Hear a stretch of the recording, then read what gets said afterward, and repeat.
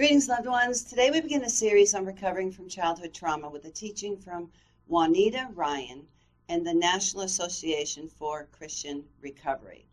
Don't forget to subscribe to our channel, follow us on Facebook, Instagram, and Twitter, hit that like button and the notification bell, and please share these messages with others. You could save a life. Juanita Ryan says, I am a survivor of childhood trauma. I'm also a therapist who works with men and women who are survivors of childhood trauma of all kinds. What I will share in this teaching, she says, comes out of my personal recovery journey and is enriched by the stories of others who have allowed me the honor of sharing some part of their journey.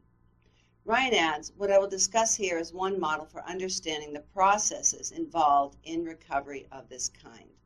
This particular model focuses on the process of integration. We often think of healing as a journey toward wholeness. Moving toward wholeness involves gathering up all of the fragmented pieces of our lives and of ourselves and bringing them all back together. Part of what happens in childhood trauma is that we instinctively do whatever we need to do to push away from the pain that is being inflicted on our developing sense of self. If we push away long enough and hard enough, we begin to disown parts of our experience and even parts of ourselves. Disowning our experience and ourselves includes anything from forgetting what happened to knowing what happened, but convincing ourselves that it wasn't so bad or that it didn't have any long-term impact. This model assumes that major unresolved trauma of any kind in childhood leaves us with internal states that are separated from each other often and often in conflict with each other. In particular, we are going to look at three internal states of senses of ourselves. These three internal selves include a wounded self, a judgmental self, and an observing, compassionate self. Recovery from childhood trauma involves owning the experiences we have disowned.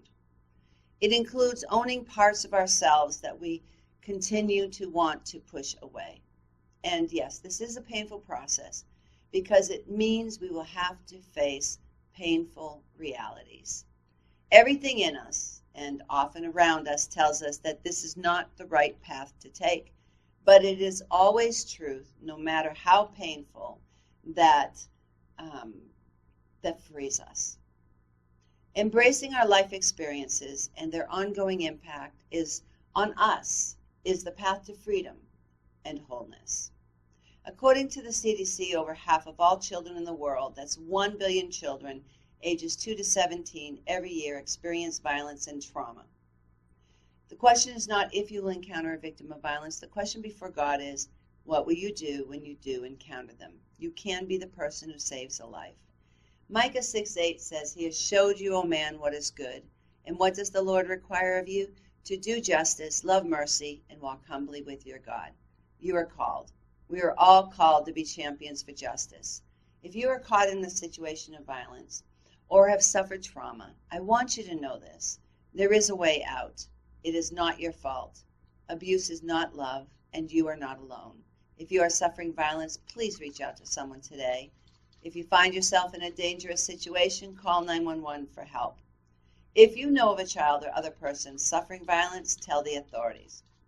This episode was an introduction into healing from trauma. In the next episode, we are going to discuss the wounded self. Until then, God bless you.